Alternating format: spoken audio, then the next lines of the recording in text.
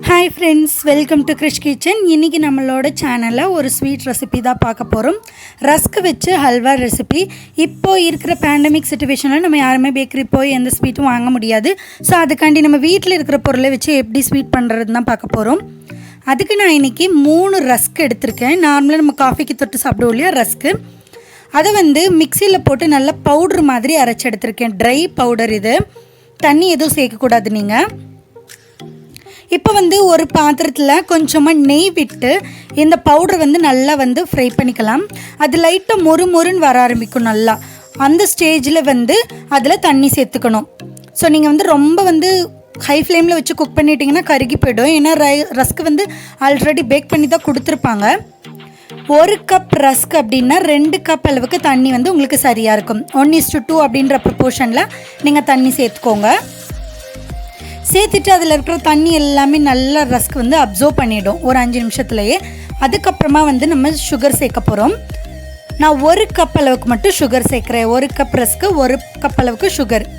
ஏன்னா ரஸ்க்ல ஏற்கனவே கொஞ்சம் இனிப்பு சுவை இருக்கும் அதனால அதுக்கு ஏத்த மாதிரி பார்த்து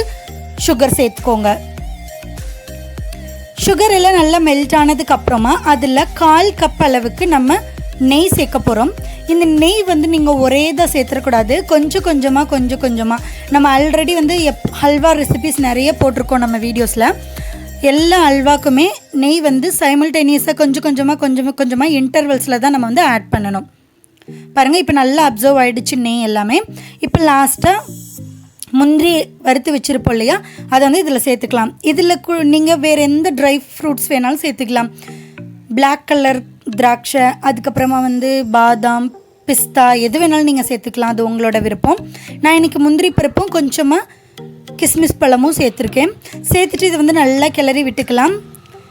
அவ்வளவுதான் கொஞ்ச நேரத்துல நல்லா பாத்திரத்துல ஒட்டாம வந்துடும்